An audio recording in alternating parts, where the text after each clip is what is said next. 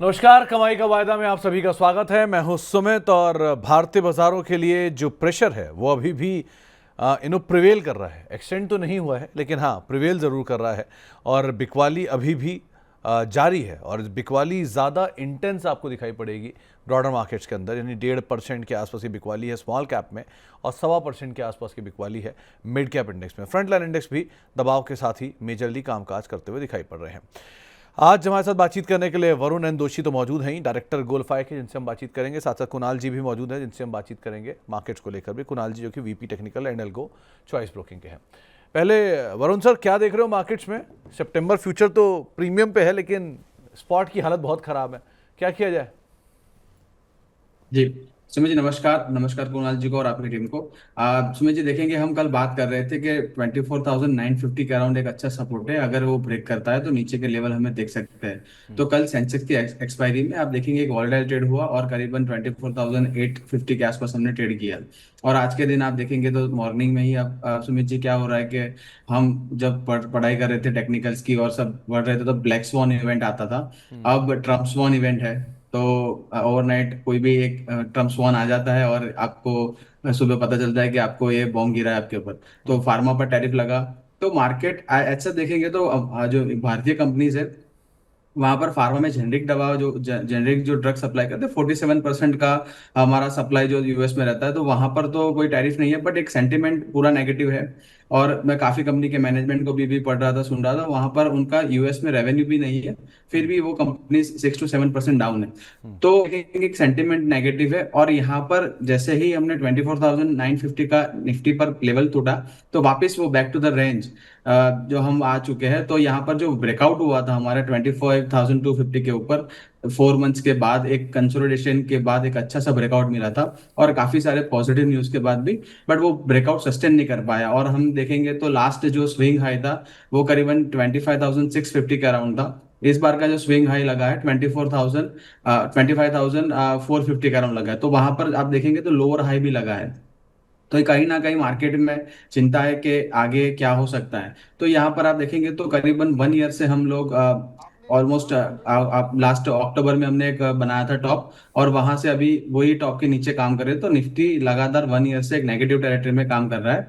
तो यहाँ पर कंसर्न्स तो है। अब नेक्स्ट सपोर्ट जो है वो 24,350 के आसपास है। अभी हाल फिलहाल 24,750 के आसपास एक छोटा सा सपोर्ट है। अगर हम क्लोज करते हैं 24,700 के नीचे तो 24,350 ही एक अच्छा सपोर्ट यहाँ पर हमें दिख रहा है। कुणाल सर, ये आपने भी ऑब्जर्व किया है क्या कि आज जो खरीदारी है इंडेक्स में, वो खरीदारी तो आपको थोड़ी बहुत ही दिखाई पड़ेगी लेकिन जो बिकवाली है उसकी इंटेंसिटी बहुत ज़्यादा है। मतलब एडवांस डिक्लाइन तो है ही डिक्लाइन के फेवर में, लेकिन हर एक शेयर जो तेज़ी में है वो मुश्किल से आधा 1% है, लेकिन जो मंदी में वो 5 से 6% है।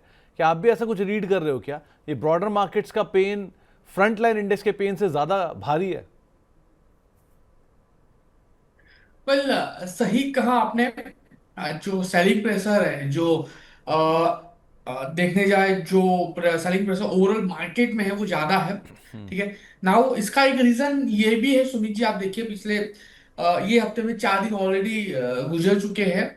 एंड ये हफ्ते में 4 दिन में से 3 दिन एफआई ने सेलिंग शॉर्ट पोजीशन ही बनाई है निफ्टी फ्यूचर में और स्टॉक फ्यूचर में एज वेल। एंड आज जिस हिसाब से मार्केट में मोमेंटम है, मुझे लग रहा है कि आज के दिन में भी कहीं ना कहीं एफआई की शॉर्ट पोजीशन ही होगी।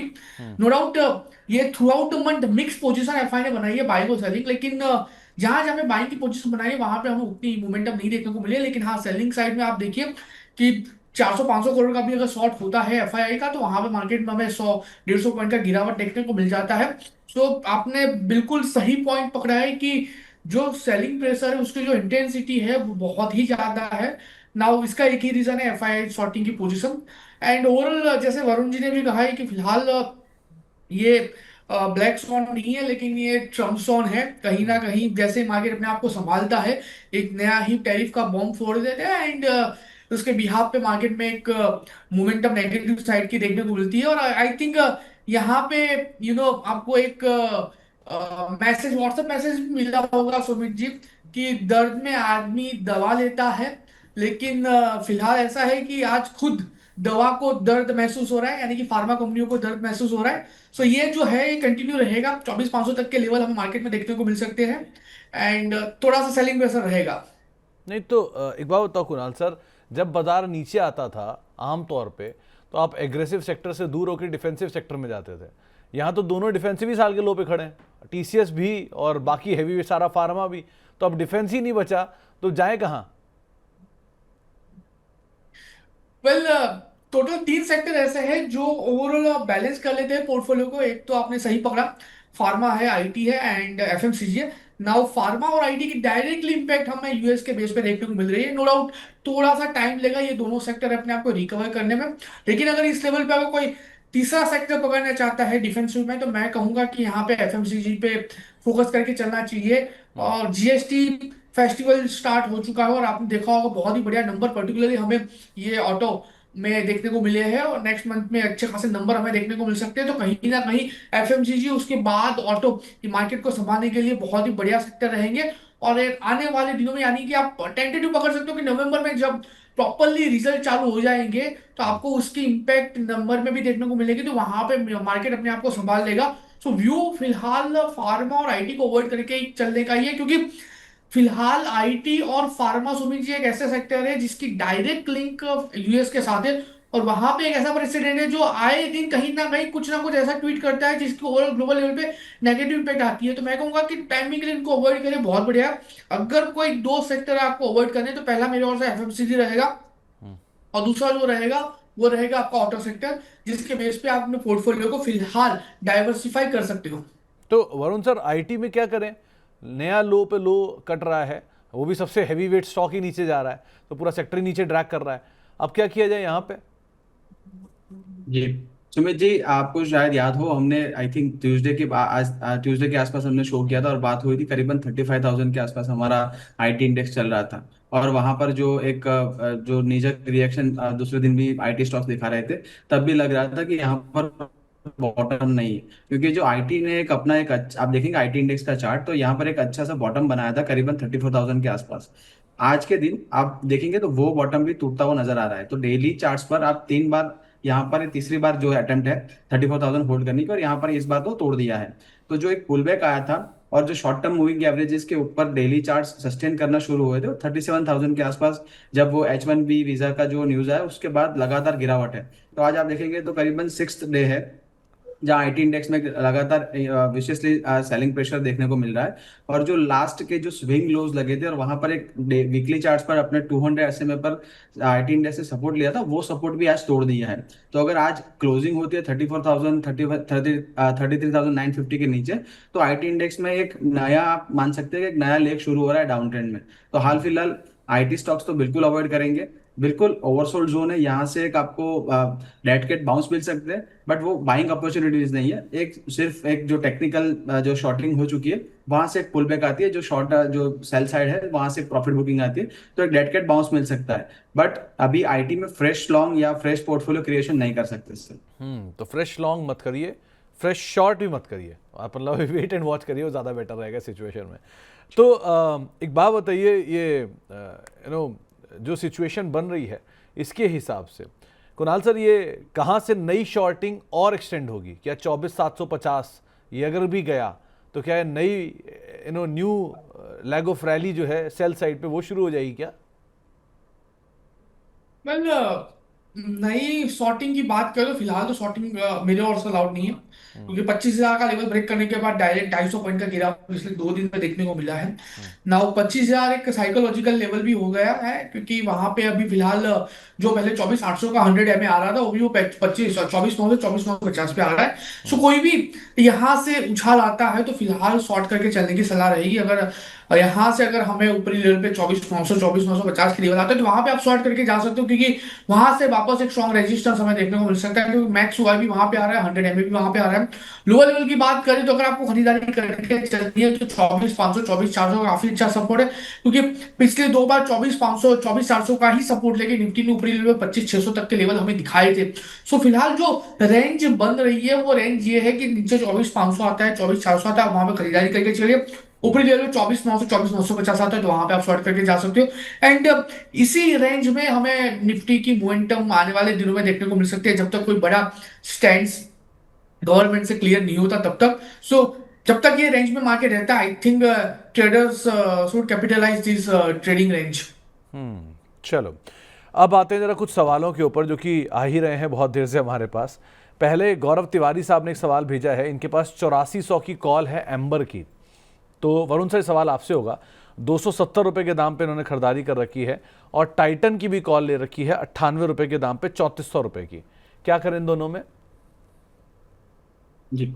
सुमित जी, आप देखेंगे एम्बर का चार्ट काफी अच्छा है और एक मोमेंटम में है, स्ट्रांग मोमेंटम में है। और यहाँ पर आप देखेंगे तो कल के सेशन में या आज के सेशन में आप देखेंगे तो ये अपना जो 52 वीक हाई है वहां से ऑल टाइम हाई से भी गिरा है। तो एक अच्छे मोमेंटम में स्टॉक है। बिल्कुल यहाँ पर आपके अगर पोर्टफोलियो में है तो बिल्कुल यहाँ पर बने रहिए। एक छोटी सी गिरावट है, बट आपके ऑप्शन साइड उनका जो अभी है पोजीशन, तो बिल्कुल यहाँ पर एक बार 8200 के नीचे अभी चल रहा है स्टॉक। तो यहाँ पर 8250 के अगर नीचे क्लोज आता है तो स्टॉप लॉस कर लेना चाहिए, क्योंकि ऑलरेडी काफी out of the money call है। और आप देखेंगे तो एक्सपायरी भी अप्रोच कर रही है।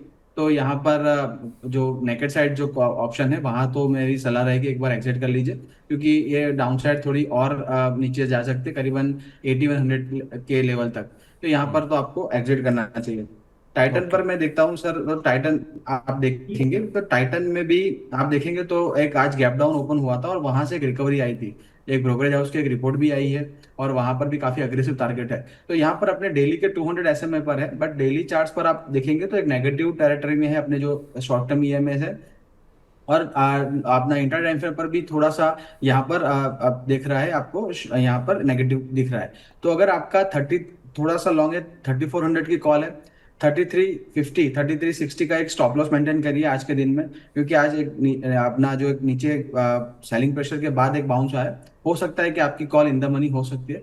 बट आपको बिल्कुल स्ट्रिक्ट स्टॉप लॉस रखना है, और ऐसे वॉलेटाइल मार्केट में नेकेड ऑप्शंस पोजीशन अवॉइड करना बेटर रहेगा। ओके, तो नेकेड पोजीशंस को अवॉइड करिए, ज़्यादा बेटर रहेगा। कुणाल सर, एक शाहिद साहब का सवाल आया, इनके पास बीएससी की कॉल है 2100 रुपए की, 32 रुपए के दाम पर। अब इन्हें लॉस हो रहा है, क्या करना चाहिए?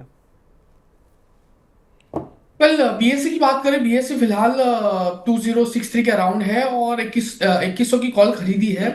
बीएससी फिलहाल जो उसका स्ट्रॉन्ग सपोर्ट है 2090, उसके नीचे ट्रेड हो रहा है। मुझे लग रहा है कि यहाँ से फर्दर गिरावट में बीएससी लोअर लेवल पे 1900 तक, 1940 तक के लेवल पे जा सकता है। और कल भी हमारा व्यू बीएससी को लेके यही था। सो मैं कहूंगा कि फिलहाल वो कॉल से एग्जिट करना सही रहेगा, क्योंकि व्यू फिलहाल डाउनसाइड का ही है। तो बेटर है कि ज्यादा लॉस करने से अच्छा है कि एग्जिस्टिंग लेवल पे हम इस कॉल को 2100 की कॉल को एग्जिट करके चले। तो आपको एक राय दी गई है बीएससी के रेफरेंस में भी। राकेश जजोदिया साहब का सवाल है, इनके पास लुपिन का अक्टूबर का फ्यूचर है और 2025 के दाम पर इन्होंने खरीदारी कर रखी है। अब क्या करना चाहिए इसमें? जी सुमित जी, देखिए हमारे जो व्यूवर्स ने जो लिया है, तो लुपिन का आप देखेंगे तो करीबन 200 एसएमए के आसपास जब कंसोलिडेशन हो रहा था, वहीं पे उन्होंने एक बाय किया है। वहां पर अगर उन्होंने जो शॉर्ट टर्म पोजीशन बनाई थी, तो यहाँ पर एक स्टॉप लॉस था करीबन 1980 2000 के आसपास। तो यहाँ स्टॉप लॉस कर लेना चाहिए था, बट अभी स्टॉप लॉस नहीं किया। उनकी पोजीशन यहाँ पर आई थिंक फंस चुकी है। फार्मा सेक्टर में भी आज देखेंगे तो काफी नेगेटिव न्यूज फ्लो चल रहा है। तो यहाँ पर बेटर रहेगा कि आपको हेज यहाँ पर आप परचेस करिए, 1900 का पुट ले लीजिए, या ओटीएम कोई कॉल सेल करके आप पोजीशन में अगर बनना चाहते हो तो बने रहिए। यहाँ पर फर्दर डाउन साइड हो सकती है पॉसिबल। अगर ये लेवल पर अगर सेलिंग आती है तो करीबन 1830 के लेवल भी आ सकते हैं। तो एक बार आपका रिस्क रिवॉर्ड चेक करिए और इस हिसाब से पोजीशन मैनेज करना ही मेरी सलाह रहेगी। तो अपने रिस्क रिवॉर्ड को देख कर ही आप पोजीशन को मैनेज करिए।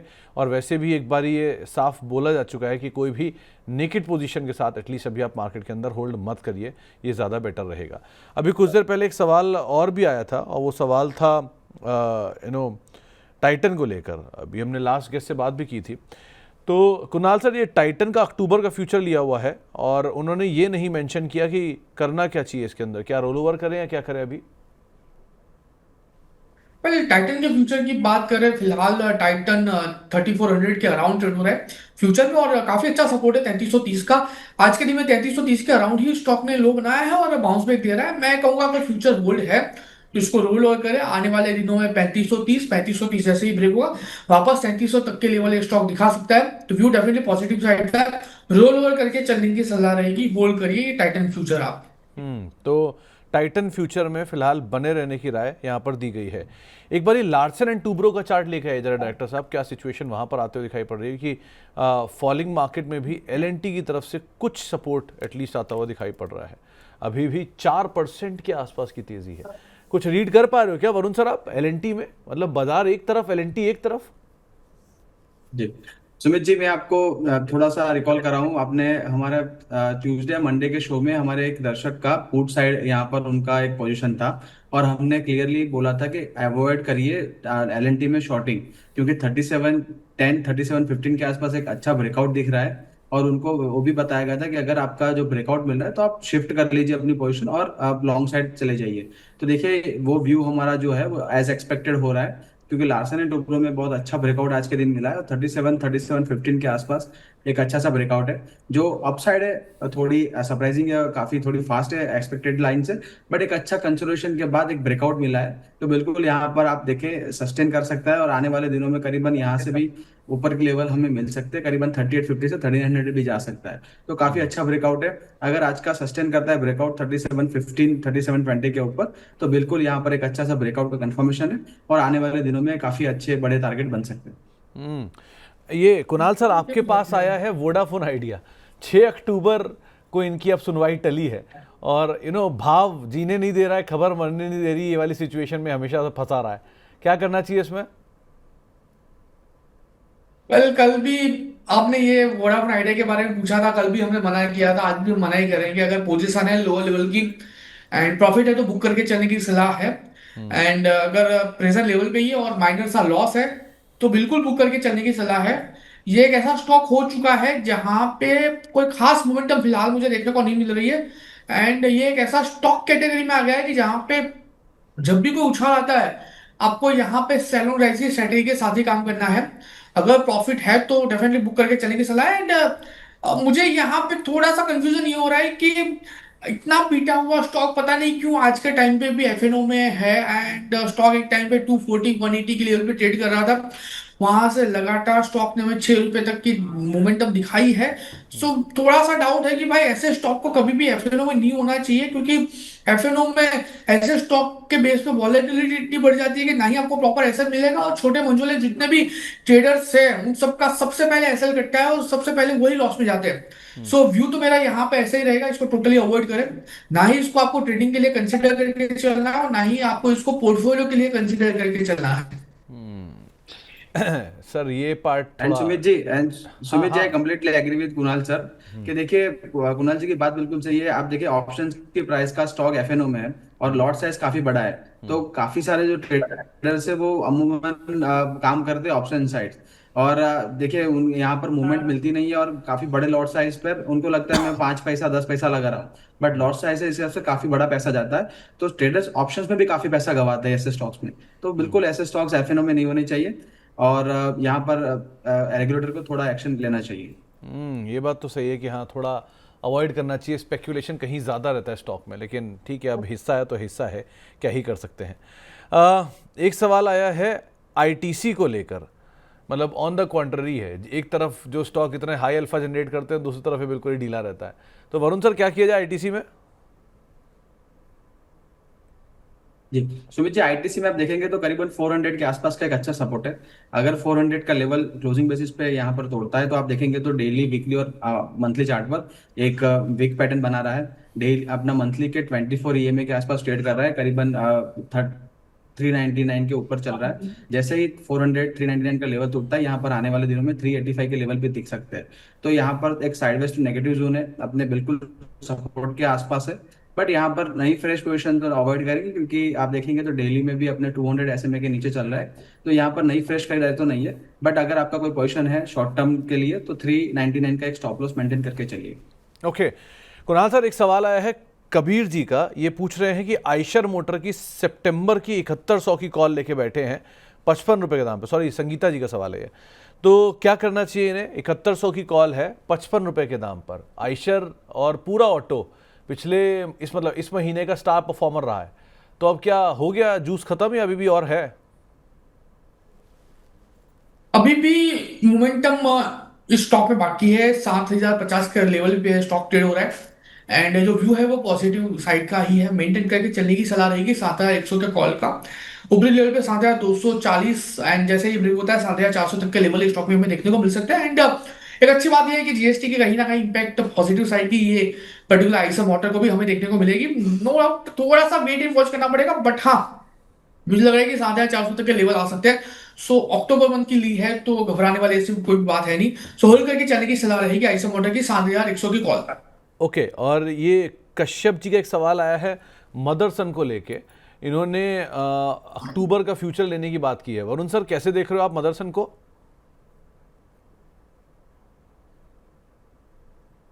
जी, सुमित जी आप देखेंगे मदरसन सुमी ने एक अच्छा सा ब्रेकआउट दिया था करीबन 105 के ऊपर, और वहां से हमें एक वन वे रैली देखने को मिली थी करीबन 113 के आसपास। अभी हम देख रहे हैं कि 3 दिन से करीबन एक थोड़ी सी गिरावट आ रही है, बट वो गिरावट अपना देखेंगे तो पिछला स्विंग हाई है उसका एक नॉर्मल करेक्शन है। तो बिल्कुल यहाँ पर 103 के आसपास एक अच्छा सपोर्ट दिख रहा है। अगर उनका एक रिस्क एपेटाइट अलाउ करता है तो 103 के स्टॉप लॉस से यहाँ पर बिल्कुल खरीदारी कर सकते हैं। बट यहाँ पर अगर कैश में अगर पोजीशन बनाए तो बिल्कुल बढ़िया रहेगा, क्योंकि आप देखेंगे तो थोड़ा वॉलेटाइल अभी माहौल चल रहा है। और अगर एफओ में यहाँ पर है तो यहाँ काफी बड़े स्विंग्स लॉसेस में भी देख सकते हैं। तो एक बार कैश में अक्यूमुलेट करना बेटर रहेगा, फ्यूचर अवॉइड करें तो बेटर है, वॉलेटाइल अभी जो मार्केट चल रहा है उस हिसाब से। वरुण सर, कल भी आपसे एक सवाल पूछा था, आज भी पूछ रहा हूँ कि दीपेश जी ने कल भी सवाल पूछा था कि हीरो ज़ीरो उन्होंने आपने उनको दिया था एक सेंसेक्स का, और वो कल डबल हो गया था लास्ट तक आते आते। अब वो पूछ रहे हैं कि फिर से अगर हीरो ज़ीरो यहाँ कुछ करना हो तो क्या करना चाहिए, क्योंकि इंट्राडे ही काम करेंगे, डिलीवरी तो लेना ठीक नहीं है, रात भर में कुछ भी होता है। सो क्या किया जाए हीरो ज़ीरो में, इंट्राडे में? जी सुमित जी, कल हमारा व्यू था कि अगर 81,300 अगर सेंसेक्स ब्रेक करता है, क्योंकि एक चैनल चल रहा था और चैनल जैसे ब्रेक डाउन किया वहां से काफी बड़ा एक सेलिंग प्रेशर हमें देखने को मिला। आज भी आप देखेंगे तो करीबन 24,750 740 के आसपास निफ्टी एक सपोर्ट ले रहा है। तो अगर यहाँ से कोई बाउंस आता है, क्योंकि आप देखेंगे तो एलएनटी और काफी बड़े जो शेयर्स है यहाँ से सपोर्ट देने की कोशिश कर रहे हैं। और एक इंटरडे टाइम फ्रेम पर आप देखेंगे तो एक काफी ओवरसोल्ड जोन में मार्केट चल रहा है। आवरली का आरएसआई आप देखेंगे तो करीबन 22 के आसपास चल रहा है। तो यहाँ से एक नॉर्मल करेक्शन भी आता है, तो आरएसआई 40 तक अपना जर्नी जाता है वहां तय करने के लिए। तो यहाँ से एक बाउंस आ सकता है करीबन 24,850 900 के लेवल आज के दिन में अगर शॉर्ट कवरिंग आई तो देखने को मिल सकते हैं। तो 24,800 का कॉल आप आज के लो के स्टॉप लॉस से एक बार देख सकते हैं, वहां पर एक पोजीशन क्रिएट कर सकते हैं। तो एक राय आपको दी गई है हीरो ज़ीरो के तौर पे, अगर आप पोजीशन लेने में इंटरेस्टेड हैं तो ये एक नाम जो कि आपको बेटर साइड पे दिखाई पड़ सकता है। कुणाल सर, जाने से पहले अब कोई स्टॉक जिस पर आपकी नज़र है, आपको लग रहा है कि हाँ ये लॉन्ग या शॉर्ट पोजीशन यहाँ देखी जा सकती है? वेल जाने से पहले एक स्टॉक है जिसके ऊपर फोकस करके चलने की सलाह रहेगी। स्टॉक का नाम है टाटा मोटर्स। 2% ऊपर है स्टॉक एंड बहुत ही बढ़िया लेवल पे स्टॉक ट्रेड हो रहा है नाउ। मैं यहाँ पे फ्यूचर में पोजीशन बना के चलने की सलाह नहीं दूंगा, लेकिन हाँ इतना जरूर कहूंगा कि कैश में आप यहाँ पे बना के चल सकते हो। 678 के अराउंड स्टॉक ट्रेड हो रहा है, लोअर लेवल पे 655 का ऐसे हम यहाँ पे मेंटेन करके चलेंगे। टारगेट की बात करते हैं तो जिस हिसाब से स्टॉक ट्रेड हो रहा है, पहला टारगेट हमें यहाँ पे 696 का देखने को मिल सकता है, और 696 जैसे ही ब्रेक होगा 725 तक के लेवल ये स्टॉक में हमें देखने को मिल सकते हैं। सो यहाँ पे टाटा मोटर्स खरीदारी करके चलने की सलाह दी। तो टाटा मोटर्स पे आप नज़र रख सकते हो अगर आप लॉन्ग साइड पे देख रहे हो तो। और वरुण सर, आपकी तरफ से कोई स्टॉक जो आपको लग रहा हो कि हाँ एक वर्थ लुकिंग है, इधर शॉर्ट साइड पे या लॉन्ग साइड पे? जी सुमित जी, कल के सेशन में मैंने क्रेडिट एसीसी का एक जिक्र किया था करीबन 1390 1400 के आसपास। आज के दिन में आप देखें 1380 के आसपास एक अच्छा सा करेक्शन दिया, वहां पर भी एक्यूमुलेट करने की सलाह थी। तो क्रेडिट एसीसी आज के दिन भी अच्छा ट्रेड कर रहा है, करीबन 1415 के आसपास चल रहा है, अपने सपोर्ट्स होल्ड कर रहा है। और ऐसे वीक मार्केट में भी आप देखेंगे लगातार 2 दिन से वीकनेस है, बट यहाँ पर स्ट्रेंथ दिख रही है। तो करीबन लग रहा है यहाँ पर 1500 1550 के टारगेट बन सकते हैं। आपको एक स्टॉप लॉस मेंटेन करना है 1355। अगेन मैं कल यही स्टॉक बताया था, आज भी मैं बता रहा हूँ कि यहाँ पर एक अच्छे स्ट्रेंथ दिख रही है, और यहाँ से ब्रेकआउट जो है वो सस्टेन होते लग रहे हैं। ओके, अच्छा एक एक स्टॉक और दोनों लोग देख लो, जिसमें एक कुणाल सर आपके लिए है मारुति, रादर रिलायंस। मारुति को छोड़िए, रिलायंस देखिए 7.5% का ओआई एडिशन है, लॉन्ग बिल्डअप हो रहे हैं यहाँ पे, और थोड़ा थोड़ा हरे में आया भी है। अगर मारुति मतलब रिलायंस ने अगर सपोर्ट कर दिया और एलएनटी का साथ मिल गया तो बाजार को हरे में ले भी आएगा। सो क्या करें रिलायंस में? रिलायंस की बात करें, नो डाउट अच्छे खासे लेवल पे स्टॉक ट्रेड हो रहा है, माइनर सा गेन है, स्टॉक का फिलहाल 1380 के अराउंड ट्रेड हो रहा है। व्यू डेफिनेटली यहाँ पे पॉजिटिव साइड का ही मेंटेन करके चलने की सलाह रहेगी। अगर इसी लेवल पे क्लोज आता है तो स्मॉलर टाइम फ्रेम पे एक डार्क ये सॉरी एक अच्छी बुलिश रिवर्स ऑफ फॉर्मेशन बनाएगा, और उसके बेस पे फिर स्टॉक में हमें 1400-1420 तक के लेवल देखने को मिल सकते हैं। तो व्यू डेफिनेटली पर्टिकुलर स्टॉक में पॉजिटिव साइड का ही है, खरीदारी करके चलने की सलाह रहेगी। आज का जो डे लो है 1365, उसी का हम यहाँ पे एसएल मेंटेन करके चलेंगे। सो 1365 के एसएल के साथ पोजीशन बना के चलने की सलाह रहेगी इस स्टॉक में। एक तो नाम रिलायंस रहेगा, दूसरा शॉर्ट कवरिंग का कैंडिडेट मारुति है। सो वरुण सर, मारुति को आप कैसे देख रहे हो? यहाँ भी ओआई एडिशन अच्छा है और आधा % ऊपर है, डिस्पाइट ये 15-17% चल चुका है एक महीने में, फिर भी अपनी स्ट्रेंथ को होल्ड कर रहा है। क्या करें? जी सुमित जी, देखिए मारुति में एक वन वे रैली हमें देखने को मिली है जीएसटी के जो कट के न्यूज के बाद। तो यहाँ पर करीबन 350 के आसपास चल रहा है स्टॉक, और यहाँ पर मुझे लग रहा है थोड़ा सा एक ओवर स्ट्रेच जोन में चल रहा है। और आपको अगर पोजीशन है आपकी तो नहीं, फ्रेश पोजीशन तो नहीं क्रिएट करेंगे, बट एक स्ट्रांग मोमेंटम में, तो इट डज नॉट मीन कि आपको सेल भी करना है, तो सेल तो नहीं करना है कभी भी यहाँ पर एक मोमेंटम वाले स्टॉक में, बट पोजीशन है तो होल्ड करके रखिए। मुझे लग रहा है कि शॉर्ट टर्म, एकदम से शॉर्ट टर्म का आपका व्यू है तो करीबन 16050 का एक स्टॉप लॉस मेंटेन करिए। 16050 के नीचे अगर जाता है तो यहाँ पर मुझे लग रहा है कि अपना जो 10 ईएमए है या 24 ईएमए है वहां पर टेस्ट करने स्टॉक जा सकता है। तो काफी एक बड़ा रनअप है और एक मोमेंटम में है, तो आप बने रहिए बिल्कुल। 16,015 का एक स्टॉप लॉस मेंटेन करके चल सकते हैं। 16,350 400 के ऊपर अगर ब्रेकआउट आता है तो अभी एक वापस एक रेंज बनाई है, तो रेंज से निकल के 16,500 से लेके 16,800 के टारगेट भी यहाँ पर बन सकते हैं, क्योंकि आप देखेंगे तो सेलिंग हो रही है अक्रॉस द, आप देखेंगे ब्रॉडर मार्केट इंडेक्स में, और यहाँ पर भी काफी शॉर्ट पोजीशन बनी है। अब जैसे स्टॉक नहीं गिर रहा है तो वो शॉर्ट कवरिंग आती है, तो शॉर्ट कवरिंग ही आपको जो प्राइस है वो पुश करके लेके जाती है। तो यहाँ पर आप 16,050 का स्टॉप लॉस मेंटेन करिए। आने वाले दिनों में यहाँ पर अगर ब्रेकआउट मिलता है आरडी में दूसरा नया, तो 16,500 से लेकर 16,800 के टारगेट यहाँ पर बन सकते हैं। ओके, चलिए, बहुत बहुत शुक्रिया वरुण सर। जाने से पहले कोई डिस्क्लेमर? जी सुमित जी, आज हमने जो भी स्टॉक्स की बात की वो मेरे पर्सनल पोर्टफोलियो में नहीं है, कंपनी या कंपनी के मॉडल पोर्टफोलियो में हो सकते हैं। Securities market are subject to market risk, तो आप कोई भी ट्रेड करें अपने फाइनेंशियल सलाहकार, इमीडिएट जो सलाहकार है उनसे सलाह मशवरा करके लॉस प्रॉफिट जान के ही आप करिए। और fast performance does not guarantee any future outlook को ध्यान में रखें। नमस्कार चलिए, सुमित जी। और कुणाल सर, आपकी तरफ से कोई डिस्क्लेमर? वेल, जो भी स्टॉक के ऊपर आज हमने डिस्कशन किया है, टाटा मोटर्स हमने एज अ फ्रेश रिकमेंडेशन दिया है, उसमें पर्सनल पोजीशन नहीं है। हमने रिलायंस की भी बात की, रिलायंस मेरे पोर्टफोलियो में लॉन्ग टर्म पर्पज से मैंने होल्ड करके रखा है। बाकी के कोई भी स्टॉक में पोजीशन नहीं है। एंड हमारे व्यूअर्स को इतनी सलाह है कि वॉलेटिलिटी बहुत बढ़ेगी आने वाले दिनों में। अगर आप फ्यूचर या तो नेकेड सीईपी में पोजीशन बना रहे हो तो प्लीज स्टिक एसएल के साथ ही आप मेंटेन करके चलिए। चलिए, बहुत बहुत शुक्रिया कुणाल सर, आपको भी, और वरुण सर आपको भी, और happy weekend, enjoy your weekend. और बाकी आप लोगों से मुलाकात होती है अगले हफ्ते। फिलहाल के लिए लेकिन इस कार्यक्रम को इतना ही, यहीं समेटते हैं। एक ब्रेक का वक्त है और ब्रेक के बाद लौटेंगे 1 बजे के अराउंड, आपके साथ दोबारा मुलाकात करेंगे कई सारे दर्शकों के सवालों के ऊपर और कई सारी मैनेजमेंट के साथ भी। ब्रेक के बाद लौटते हैं, खबरों का सिलसिला जारी रहेगा। नमस्कार।